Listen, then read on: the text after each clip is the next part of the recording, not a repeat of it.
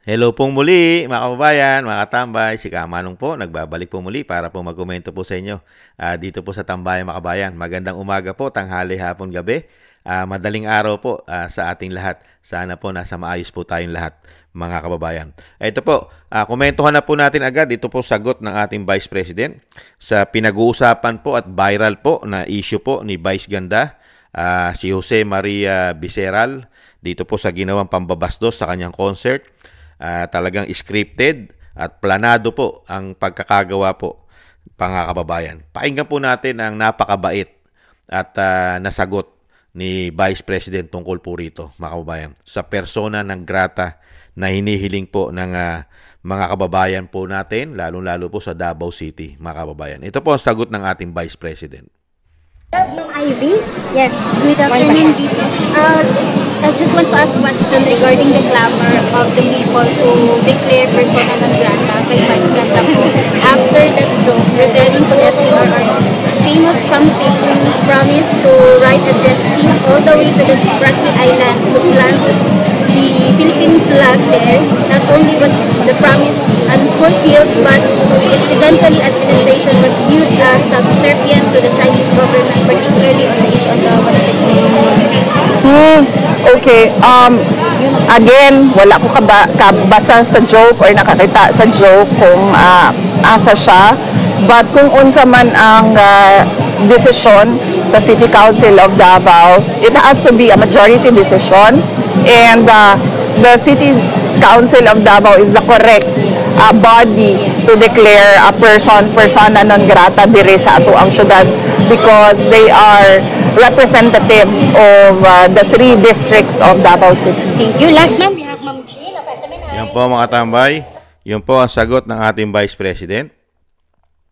At ibalik tanaw naman po natin mga kababayan, yung pinagmulan po nung video mga kababayan na ginawa po nila nung concert. Tingnan po natin ulit. Tinapat nyo talaga.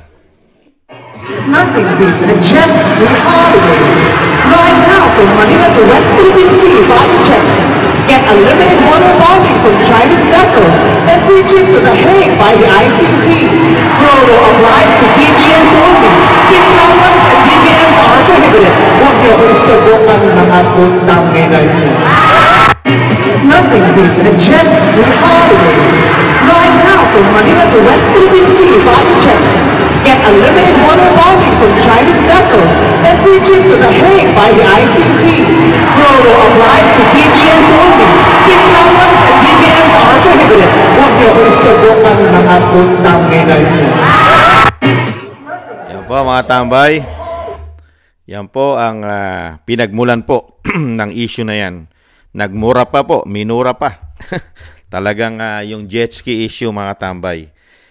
Talagang yan po. Sinagot naman po ng Vice President natin ang issue na po yan. Hindi pa po niya nakikita at napapanood po yung viral po na yan nung concert. Marami po yan, hindi lang naman po si Jose Maria Becerral, Vice Ganda, ang nag-joke po dyan. Marami pa po dyan. At kasama po dyan yung mga sikat na singer, di ba? Si Regine Velasquez at marami pang iba na dyan po sa concert na yan. Yan po. Ibinibigay na po ng Vice President ang desisyon sa city government ng Davao City, yung persona ng grata, dahil lang binubuo daw po ito ng 3 siyempre distrito ang Davao City. Kaya po pag-uusapan po ito ng council ng Davao City. Siyempre po saka po sila maglalabas ng persona ng grata sa syudad. Marami na po, di po ba si Trillanes na bigyan din po ng persona ng grata dyan sa Davao City, di po ba? Si Trillanes. Ngayon po, aantayin po natin mga kababayan yung isasagot po ng council ng City of Davao. Dahil pag mimitingan po nila yan, pag-uusapan po nila kung papatawan po ng persona ng grata ang si Vice Ganda, si Jose Marie Becerral, mga tambay. Dito po. Dahil po sobra naman po talagang ginawa niyang pambabastos. Pwede ka naman mag-concert na hindi ka gagamit ng pambabastos. Dahil una-una, yung dating Pangulong Duterte, kinidnap na nga yung tao. Kidnapping na nga ang ginawa. Hindi nakakuha ng due process. Ipinatapo na parang hayop. At parang hindi dating Pangulo. Para ka hindi dating Pangulo na naglingkod sa bansa. At hindi ka naging mayor, hindi ka naging congressman. Bigla ka na lang pinwersa na walang due process. Tapos, ipatapong ka sa hindi mo bansa. Sana man lang kung pinatapong ka sa Davao Diba? Pinatapong ka sa Cebu. Diba? Hindi Ipinatapong ka na parang ayaw ka ng pabalikin ng bansa. Diba? Ganong katindi po ang ginawa dyan. Pero dadaanin mo sa joke. Sino matutuwang Pilipino sa'yo na may utak? Siyempre, yung iba kukwestiyonin dahil nga makikitid ang utak. Sasabihin yung joke daw po yun, galing kay dating Pangulong Duterte, yung jet ski issue. Kung hindi ba mga tangat bobot, gago yung mga naniniwala ron joke nga yun Saan ka ba nakakita na ang jet ski makakapunta sa West Philippine Sea? Hindi ka ba mga tangat bobot, gago maniniwala ron? Joke nga yun. Makakarating ba jet ski ron? Kilit-lit ng gasolina nun yung tangke. Yung lalagyan ng gasolina ng jet ski, yung pinaka-tank o tangke, napakaliit lang po. Di po ba? Hindi nga makakatawid ng Manila Bay yun Yung Manila Bay hanggang doon sa Bataan, di po ba? Hindi makakarating ang jet ski ron dahil nga po hindi kakayanin ng gasolina. Hindi ba mga tangat bobo naniniwala ron? At syempre yung issue na yon, joke yon, kampanya yon. At yung logic doon, kung lalagyan mo ng logic yung jet ski issue na yon, may katotohanan po nangyari doon. Hindi yung jet ski issue na sasakay siya. Ang katotohanan doon, kung pag-aaralan mo ang nangyari, sa loob ng 6 na taon, wala nang nakuha ang China na teritoryo ng Pilipinas. Nada. Yun na ang pinakamagandang nangyari doon. Sa loob ng 6 na taon, hindi na nakapagtayo at hindi na nakakuha ng teritoryo ng Pilipinas ng 6 na taon kay dating Pangulong Duterte. Kahit po i-search nyo. Sa panunungkulan po ni Pinoy, maraming nakuha. At sa panunungkulan po ni BBM ngayon, ay may nakuha rin pong teritoryo natin. Hindi po ba? Kung hindi nagkakamali si Kamanong. Kaya nga po dito, ang pinakamasakit kasi ginawa ni Vice Ganda na hindi katanggap-tanggap. Ito pong si Jose Marie Beceral. Ang pinakamasakit pong ginawa niya kasi rito, yung isama mo pa sa issue, yung ICC. Yung po pinakamasakit. At jet ski pa rin ang gagamitin para makabiyahe ka sa Netherlands. Hindi po ba tangat gago itong si Jose Marie Beceral? Hindi po ba gago ito? Di ba? At napakasama na ugali mo. Nagdurusa ang buong bansa. Ang majority ng bansa ay nagdurusa sa ginawa sa dating Pangulo. Kasama pa ang mga OFW. At lalong-lalo ang pamilya Duterte, nagdadalamhati sa ginawa sa kanilang ama na hindi nakakuha ng proseso ng batas sa ating bansa. Bigla na lang pong dinukot ng mga kapulisan at suportado ng kasundaluhan at pinagkaisahan at planado ng gobyerno ng binagoong Pilipinas. Di po ba? Tapos merong isang komedyante na gagawin mong biro yung dalamhati at sama ng loob ng pamilya sa ginawa sa kanyang tatay na mahigit 80 anyos na ngayon at marami pang karamdaman. At yung sinasabi ng mga kritiko na bagay lang daw po na mapunta si dating Pangulong Duterte ron para pagdusahan niya raw po yung mga natsugi. Yung natsugi daw po ng pulburon war. Kung hindi po ba ito mga gago, tanga at gago at luklukan ng mga tarantado umano itong mga ito? Bakit hindi nyo kinasuhan sa Pilipinas? Bakit hindi nyo kinasuhan? Bakit? Ano sasagot nila? Hindi raw po makakakuha ng tamang proseso ng batas sa Pilipinas. Kung hindi ba mga gago ito? Anong katarantaduhan yung pag-iisip ng mga ganyan tao? Nasa Pilipinas ka. Wala kang tiwala sa ating judicial. Kung hindi ba mga gago ito? Di sana lumayas ka na sa Pilipinas. Hindi ka pala nagtitiwala sa judicial natin. Di ba? Mga tangat gago na lang maniniwala sa mga tao na ito. Umiira lang ating Korte Suprema. Nahandyan ang ating mga justices. Ang mga huwes natin. Di ba? Ang mga piskal natin. Lahat nagpapanksyon. Hindi ka maniniwala sa korte natin. Hindi ka maniniwala sa saligang batas natin. Lumayas ka na sa Pilipinas. Hindi ka kailangan sa Pilipinas pagka ganyan ang pangunawa mo. Kung ang pangunawa mo ang ICC International Criminal Court, doon ka na manirahan. Hindi ka namin kailangan sa Pilipinas. Mahindot kayo. Hindi po ba? Yan katindi ang ginawa nila riyan. Ang isa pang pinakamatindi riyan, walang jurisdiction sa atin ang ICC. Nakita niyo po katarantaduhan nila. Ano po ang sinasabi lang nila? Interpol. Pero mali pa rin ang ginawa na Interpol. Kasi wala naman pong Interpol.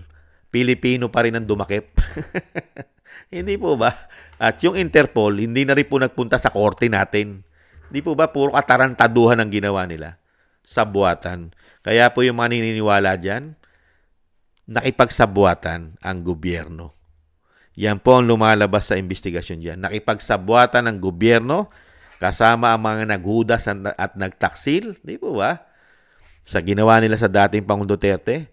Kaya po sa darating na panahon, malapit na naman po ang panahon, marami pong makukulong dyan at mapaparusahan sa ginawa nila sa dating Pangulong Duterte. Lalo-lalo na po kung wala na sila sa kapangyarihan. Hindi po ba, mga kabayan? Kaya yung ginawa po rito ni Jose Maria Becerral alias Vice Ganda, mga kabayan, hindi po ito katanggap-tanggap sa majority ng Pilipino. Pinagtatawanan po nila ngayon yung issue na yan. Dahil po, yan po yung mga sumusuporta sa mali. Di po ba? At yan po, hindi na po natin na kukwestiyonin yan eh. Dahil nga po, nahandyan po yung makakaliwa. Makakaliwa, magahaman sa politika, gahaman sa kapangyarihan. May mga oligarkiya pa yata. Di ba? Nahandyan po lahat yan, magkakasama po yan. Yung mga gahaman sa kapangyarihan. At syempre, yung sumusuporta sa pulburon. Galit po yan. At syempre, nahandyan din po yung natanggalan ng prangkisa. Nahandyan din po yung natanggalan ng prangkisa. Hindi rin po titigil yan, yung natanggalan ng prangkisa, mga kabayan. At syempre, yung gumagamit ng pulburon sa coke. Galit na galit po yan. Hindi po ba? Pamumulitika, makakaliwang grupo, gumagamit ng mga coke, pulburon, di ba? Mga oligarkiya na nasagasaan dahil kailangan nilang bayaran ang kanilang utang sa gobyerno. Kaya nga may napasarapang istasyon dahil napakaraming mga paglabag sa batas at pagkakautang sa gobyerno. Hindi nila magugustuhan yan. At mga sakim sa kapangyarihan, ganit, greedy, nandyan. Sama-sama po yan. Kaya po, hindi katanggap-tanggap yan. Yung ginawa nilang yan. Tapos sinausawan pa. Sinausawan pa ni Jose Maria Becerral yung issue na yan. Ano ibig sabihin yan? How much? Nabayaran ka ba? Nabayaran ka ba, Jose? Jose Becerral? Jose, nabayaran ka ba? Malaki ba binayad sa concert mo? Scripted ba yan? Dahil sanay na sanay kayo sa script? Naka-script lahat? Pinag-aaralan? Binabasa? Mini-memorize? Ganun po ba, Jose Becerral? How much? Kaya ngayon, tanggapin mo na lang. Tanggapin mo na lang yung sama at galit ng mga Pilipino na may utak. May utak at may damdamin. At alam ang ginawa. Lahat ng ginawa kay dating Pangulong Duterte alam. At yung ginawa niya sa war on pulburon, nararapat yun. Tama po yun. Walang mali po ron. Dahil po, ang dating Pangulong Duterte, nag-warning yun. Bago niya gawin yan, nag-warning muna siya. Tantanan nyo na yan. Tigilan nyo na yung bisyo na yan, masama yan. Huwag nyo nang gawin trabaho yan. Huwag nyo nang pasukin yan. Di po ba nag-warning siya? At ang ating bansa ay punong-puno po ng narco-politics. Pati po mga men in uniform, karamihan, hindi naman lahat, ay na-involve dyan. Kung hindi ba mga tangat, bobot, gago. Di po ba? Ang marami pong nakitil dyan nung war on pulburon ay yung mga narco-politics. Mga pulis, mga general, may mga mayor, may mga nagtago pa nga at may senador pang nakulong. Di po ba? Lalawakan mo lang isip mo. Kasi yung iba po, sila po kasi yon nasagasaan. Nasagasaan po sila dyan sa issue na yan. Hindi po ba? Kaya may yung mga sinasabi po ng mga kritiko, sila po yung nasagasaan, kaya galit na galit po sila. Kaya dito po kay Jose Beceral, Vice Ganda, sinasabi nga dyan, hindi daw po Vice Ganda na itatawag dyan eh. Kabayo na raw po. Dahil ugaling kabayo daw po. Yan ang sinasabi ng ating mga kababayan dyan eh. Mga kababayan. Kaya dito po, napaaganda po ng sagot ng ating Vice President. Kalmante at talagang nakikita po natin yung kabaitan po. Yung kabaitan po ng pamilya Duterte. At talagang inilalagay po nila sa proseso. Sa lahat po ng question at lahat po ng batiko sa kanila ay talaga may proper forum po. Pag-uusapan po. Pag-uusapan po ng Davao City at syempre po ng buong distrito po nila. Meron po silang 3 district at syempre po ang municipality ng Davao City. Para dito po sa issue ni Jose Beceral alias Vice Ganda daw, mga tambay. Yung ginawa niyang pambabastos na talagang matatanggap na ng Pilipino yan eh. Yung dinala mo na lang sana sa jet ski. Yung jet ski, matatanggap na ng Pilipino yan dahil joke yan eh. Joke yan. Isa rin joke ni dating Pangulong Duterte yan. Joke. O, kung sana doon mo na lang dinala. Yun ang sinasabi po natin eh. Pero dinala mo pa ron na ang Pilipino ay nagdadalamhati. Hindi katanggap-tanggap sa mga Pilipino ang ginawa ng pamahalaan sa buwatan na ipatapon mo na walang proseso ng batas ang dating Pangulong Duterte dahil sa politika. Di po ba sinausawan mo? Sinausawan mo, Jose Beceral. Kaya, yung sinasabi po ng mga Pilipino, tanggapin mo rin ang batiko sa'yo ng majority ng mga Pilipino. Ayan. Hindi ka naman, ngayon kasi hindi pa apektado yan si Jose Beceral, si Jose Marie. Hindi pa po apektado ngayon yan dahil mayaman pa po siya. Kumikita pa siya. Marami pa po tumatangkilik sa kanya. May meron pa po yan mga advertiser na pumupunta sa kanya. Meron pa po mga endorsement yan. At may mga negosyo pa yan. Kaya po, nasa kanya pa rin yung sinasabing tatawa lang yan pag nakatalikod yan. Kasi, nasa kanya po lahat ngayon eh. Di po ba?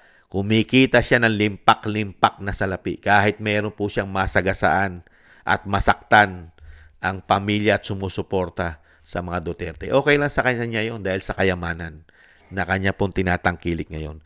Pero yung sinasabi nga po ng ating mga kababayan, lilipas din po lahat yan. Ang lahat po ay lumilipas. Hindi po ba? Kaya nga po yung sinasabi po ng ating mga kababayan, intayin mo na lang ang karma mo.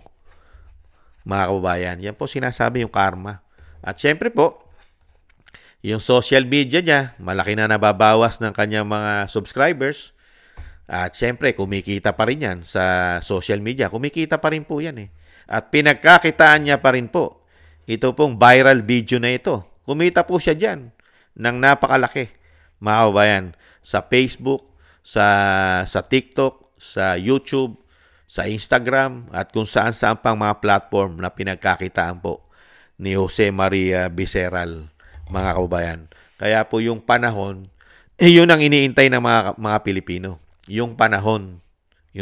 At syempre, yung sinasabi rin ng ating mga kababayan, meron ka rin magulang.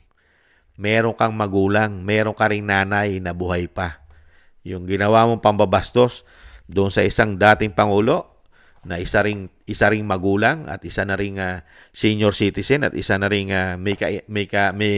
siyempre may edad na at may sakit na parang magulang mo rin, Huwag kang umiyak pagka ikaw naman ang binabatikos na pagdating sa iyong magulang. Hindi po ba, mga kabayan?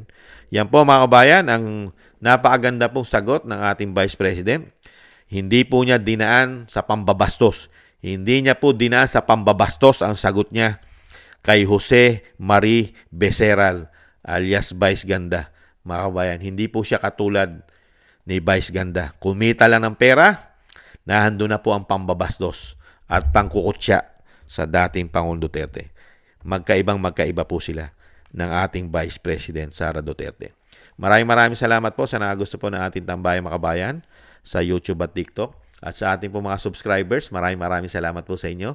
At sa mga nagbibigay po ng tulong at biyaya, thank you rin po sa inyo mga kabayan. Ingat po kayo, lalo po sa inyong mga paggawa. At syempre po, ipanalangin at dasal po.